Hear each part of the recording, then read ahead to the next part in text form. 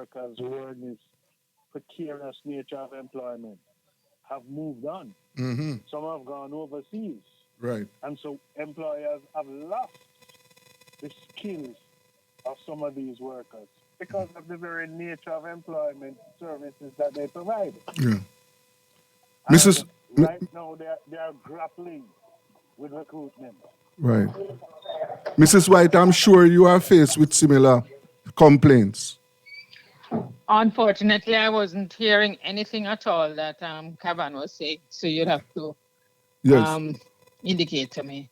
Yes. Well, we were on the subject of contract workers and how it is the major disruption that it has caused in the lives of the workers, and at the workplace, and Hmm. so I am sure that you are faced with similar situation in your your union. Yes, I think all trade unions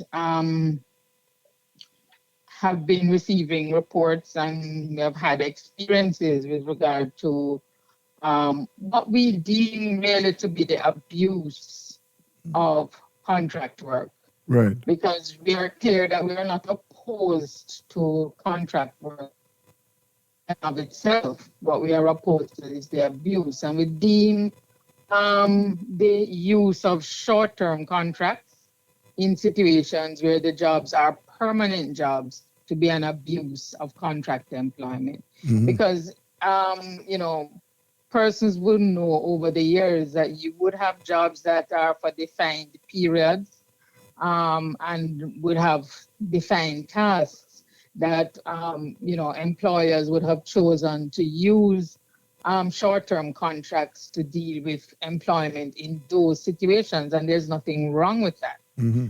What is the problem is that when you have persons who are employed on short-term contracts, carrying out full-time duties, that is really where we have the problem. And this really started in Jamaica in a real way in the 1990s. Right. And what we saw is that many employers sought to use it as a means to be able to get around the payment of statutory deductions, etc. Okay. Because if these persons are supposed to be own account employees, then the employer would not have any responsibility in terms of paying these statutory deductions. Hmm. That changed a bit when the government changed the Income Tax Act and made it um, mandatory for the employer to deduct Hmm. these statutory deductions in situations where it is clear that the persons are workers. From the point of view of the trade union movement, ever since that time, and I think we eventually succeeded, somewhere in early 2000, we have been 2001, Hmm. we sought to ensure that the definition of worker in the Labor Relations Act was such that it would be clear that persons, even if they are employed on short-term contracts, if the contract is such that the employee falls under the direct control of the employer in terms of things like hours of work, leave, discipline, all of those things, and that would make that person a worker. Right. And that was in an attempt because some employers also use it as a means of getting rid of trade unions. Okay. Because if you had no workers, you have no trade unions. So we ended up getting an agreement to amend the Labor Relations Act to define worker to include persons who are employed on short-term contracts, dependent on what the contract says. Yeah. I mean, So workers have over the years suffered, and certainly in recent times, what we have been seeing to employers and to the government alike yes. is that this may look like a good way of dealing with things now in the present. Hmm. But what we see happening based on what workers are not eligible to receive when they are employed on short-term contracts, what we see happening in the near future is that we're going to have severe problems with persons who get to retirement age and have absolutely no provisions made for them. When you have persons who are unable to get things like pension arrangements and health insurance and all of those things because of the way in which they're employed, we feel that this short-term gain is going to have real long-term problems for the society. And so we feel that the time has come to regularize, so to speak, the use of short-term contracts, and that it should be done in circumstances where the work is such that it is not of a full-time permanent nature. And that is really what we are seeking to do as we speak now as trade unions. But you said a while ago that the union sought to have the laws amended in order to protect the workers. What tell us about that? What has been the result so far? Well, we get the definition of worker amended to ensure, well, certainly under the Labor Relations Act, but part of the difficulty that we have had is that we have several laws that deal with employment and benefits that workers should receive. Right. And what we find is that you do not have a uniformed definition of worker. One law will say one thing and another law say another thing. And so that is something that came up at the the Labor Advisory Council. And in our discussions with the current minister, what we are seeking to do is to put in place comprehensive employment legislation as exists elsewhere. I think Antigua has one in the Caribbean, and certainly you have good employment legislation in the UK, where if an employee is on a short-term contract for defined period, they will become eligible for the same rights and privileges as if they were permanently employed. And so if we have those kinds of legislation in place, then we think we'll be better able to manage what has mushroomed. Even the very government, our very government over the years has used the short-term contract route, and we ended up having to get an agreement in one of those MOUs that they would not do so once it was clear that the job was of a permanent nature. So, I mean, we have been doing things along the way, but we think the real fix is if we can get comprehensive employment legislation in place where all the things that pertain to workers while they're employed will be in that legislation, and then you wouldn't have the problems of differing definitions across the various laws, because everything would be in one place and the definition would apply in all circumstances once it had to do with any employment or employment related provision. So that is what we are now doing we are seeking to get done. And what at the Labour Advisory Council, we have agreed that we will have to look at certainly the Antiguan law to help us to be able to come to some understanding as to how we can actually deal with the situation in Jamaica. Because from our standpoint, what needs to be done is to draft that legislation and seek to take it to Parliament so that we can once and for all, do away with what has become a real millstone around workers' necks in the past 20 years or so. Your colleague, Senator Gayle, spoke about the fact that at the workplace, demands are increasing on the workers for higher performance, more efficient performance.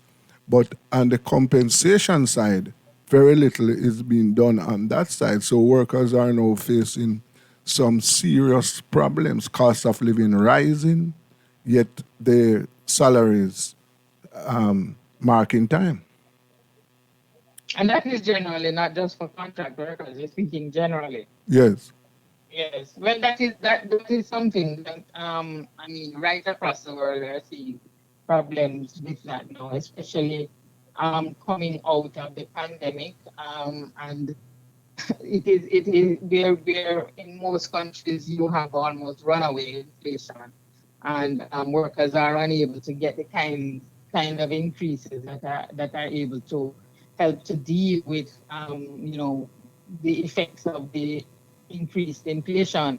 And we here in Jamaica are facing a similar situation because persons will always tell you about the problems. I mean, employers will always be telling you about the problems they have. But it's as if the workers' problems do not count. And so, as trade unionists, we have to be negotiating in that kind of environment, and it does not help that when you look across the world with the problems in terms of the supply chain and all of those things, it creates added burden for us at this point in time. But I think we are equal to the task, at least, to get the best deal possible in the particular circumstances. Senator Gayle? Yes.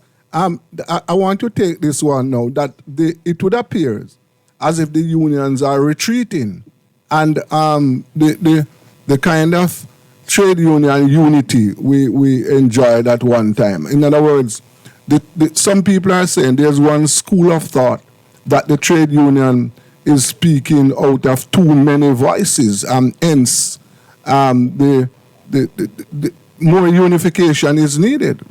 What do you say about this? Trade unions have never retreated.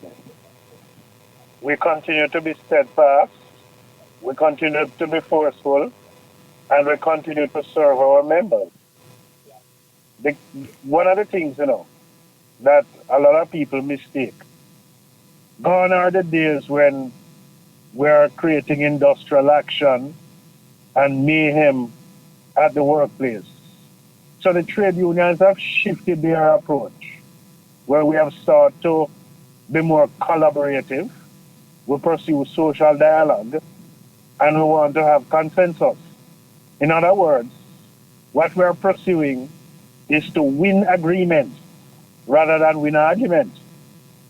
And so people believe because we have taken that stand, we have lost our force. That's not so. You ask us to promote social dialogue. You ask us to partner. You ask us to be collaborative. You ask us to transform. And when we do so, you're saying we're not the same trade union. We continue to do what is in the best interest of our members.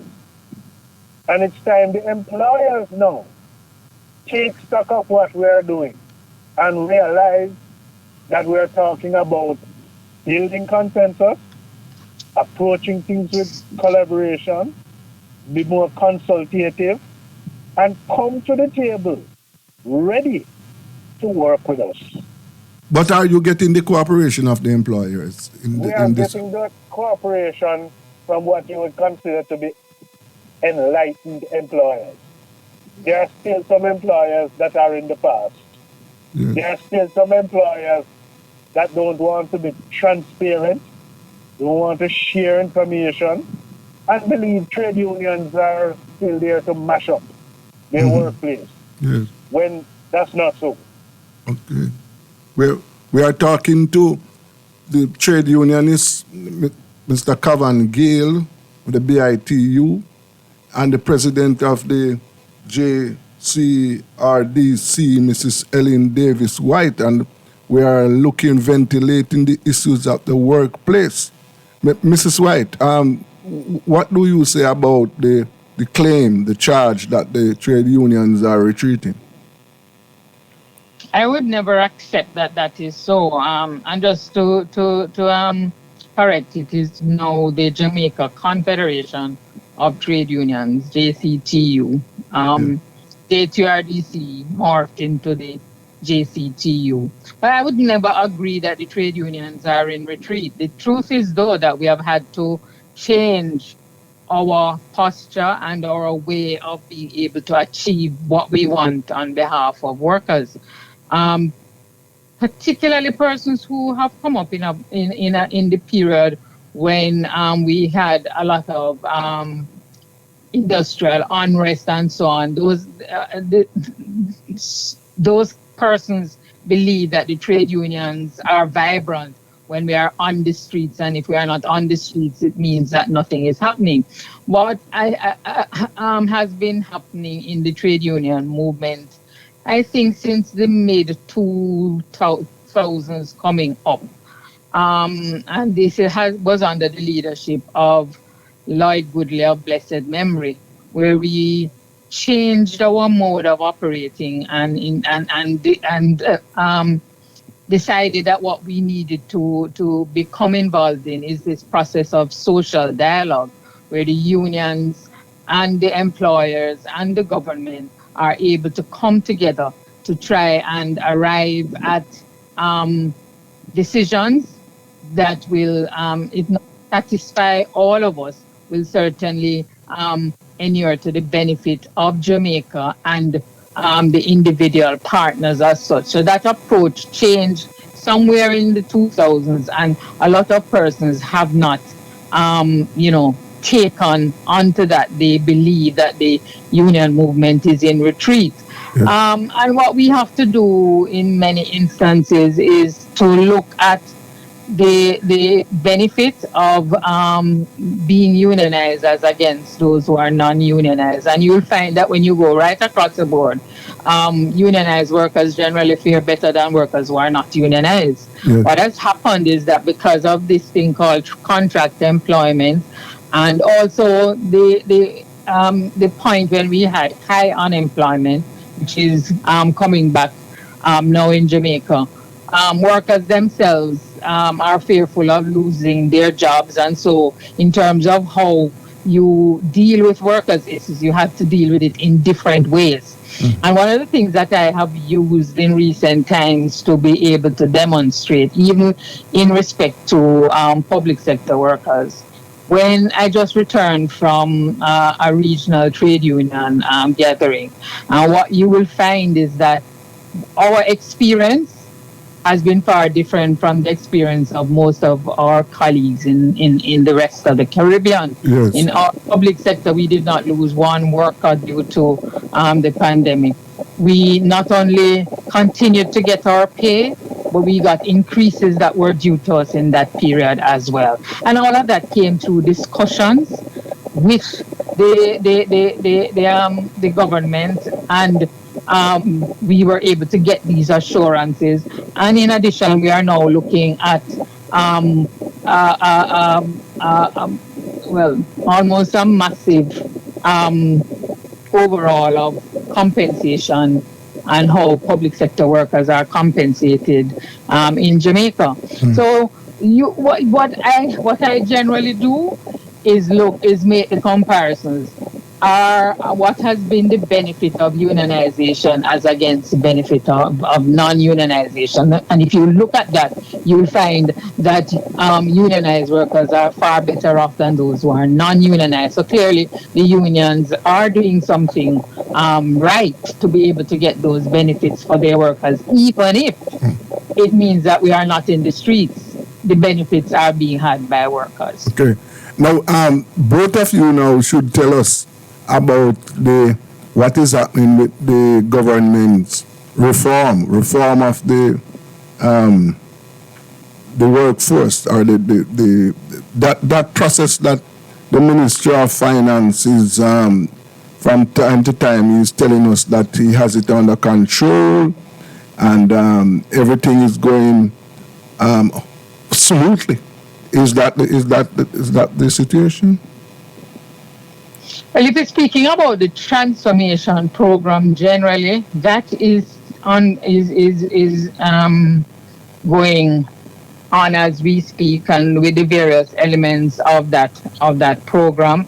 The major one that is now in the public's eye is the issue of the compensation restructuring, and we have had run-ins with the government in terms of how it communicates, and what appeared to be an attempt to make it appear that this was something that was only up to them. And based on those run-ins, we have been able to come to agreement as to how the process will be carried through, and that it is clear that nothing is final until the government has had the discussions with the unions and we are able to sign some kind of agreement.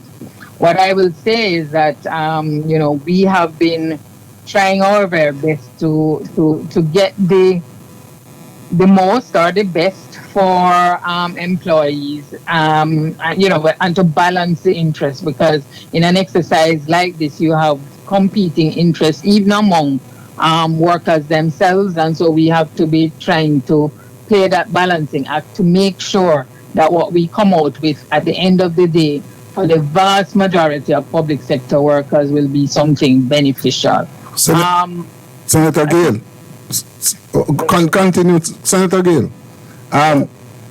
Some say that this reclassification exercise is going to result in some workers getting less pay. In other words, workers are going to suffer reduction in their salaries.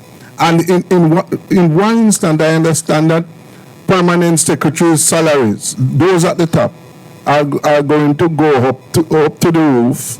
And as you know, that will have implications for ministers' salary. What is your assessment, analysis of the situation? Let me start from the premise, Desmond, that no government has gone through this extensive reform in terms of compensation. So it's a big ticket item. It's big investment on the part of the government. It is new. It is not the easiest thing to do. Attempts have been made in certain sectors of government to do it. The trade unions have been very experienced in this type of reform because we do it right across many industries. Yes. And we have had to be holding the government's hand and guiding the government in terms of ensuring that the right thing is done. Now, what you must understand and appreciate is that you have a number of bargaining units, almost 50 odd bargaining units that the government has to engage with. Some of them are practicing trade unionists, like Helen and myself. Mm-hmm. And so it takes a lot to understand and to appreciate and to bring certain things into context. It takes a lot to dissect the information and to determine where is the best place to put the workers.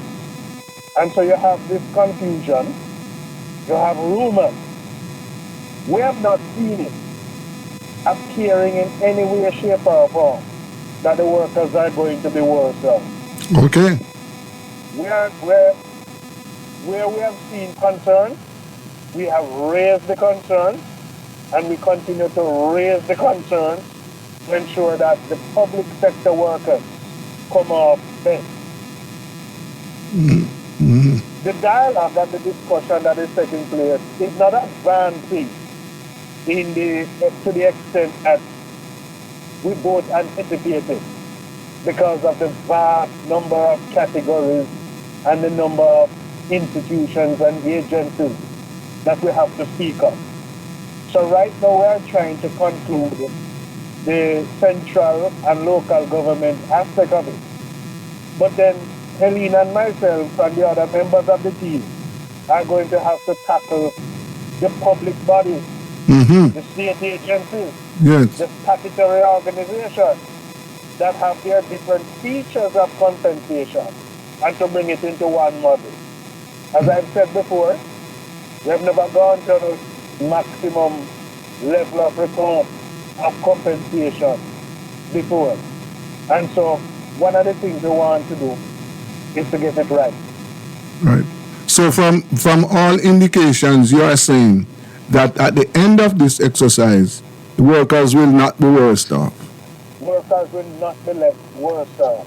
Yes. And one of the measures that we are putting in place is if there are any fix, if there's any appeal, if there's any correction to take place, we are putting in the principle guarantee that that will be dealt with. Yes. We're not going down this road again for some time, No. No. So we have to put the proper measures in place to ensure that everything is done correctly. So would you, and this one is for both of you, would you say at this stage all parties are singing from the same hymn book? Yes, man, we have this. And one of the things that, you understand, when concerns are raised, the team that is at the table on behalf of the ministry, including the minister, have a lot of respect for the team that is at the table from the Confederation of Trade Unions. Yes. And our recommendations have been taken on board. I'll give you one example. When the minister came out with the promotion of the changes in maternity leave and paternity leave for public sector workers, even though the minister took birthright for it, it actually came from the trade union. All right. Huh? Okay. These recommendations, a lot of recommendations that have been presented, actually come from the trade union leaders that are at the table. Yes. Because we want to ensure that at the end of the day, the workers are protected. The workers in the public sector are, their benefits, their entitlements, their provisions are in keeping what the government has promised. And by further, the private sector is watching. Of course. And the private sector, in most instances, take a yardstick from what takes place in the public sector.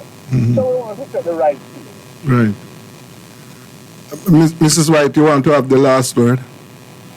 Again, I wasn't hearing anything that Kavan was saying, but I think I would just want to be clear so that persons listening understand that this exercise that we are dealing with is not the usual wage negotiations where we ask for X% and the government counter proposes with another percent until we get to an agreement.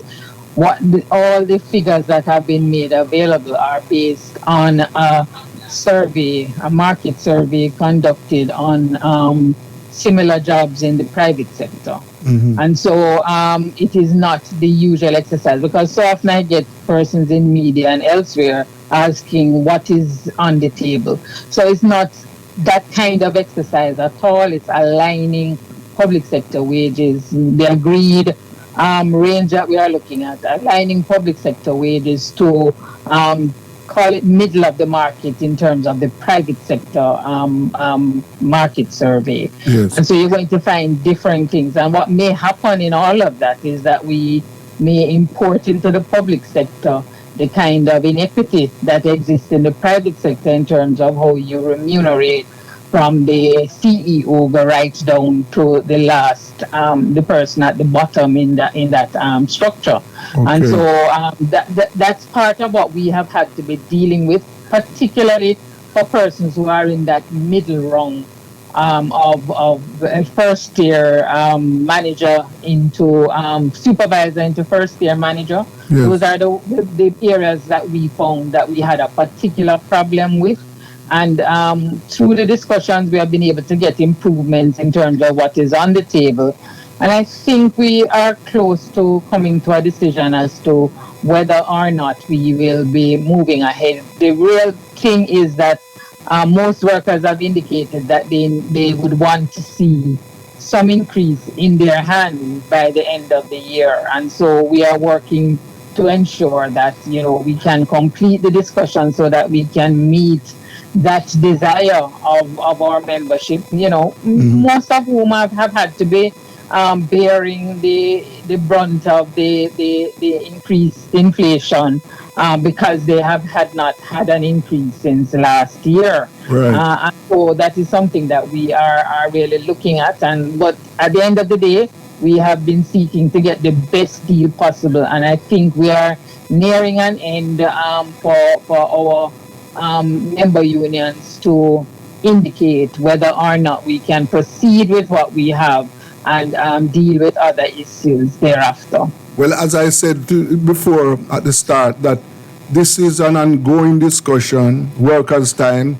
We'll be back next week, Sunday, at the same time to continue this discussion. I want to thank Mr. Kavan Gayle, President General of the Bustamante Industrial Trade Unions, Mrs. Helen Davis White, President of the Jamaica Confederation of Trade Unions, and as I said, to be continued. This is Rebel Radio.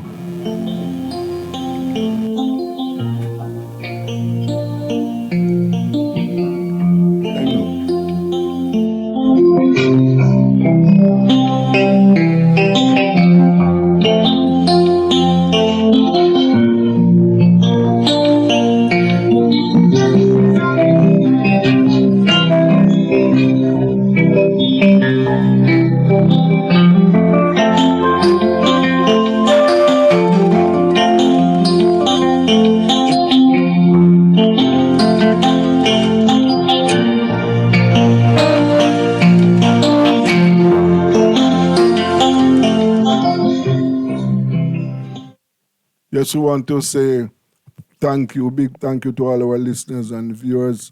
We had early on, we had a disruption in the program, but we want to say thanks for staying with us, and we'll be back with you on Wednesday.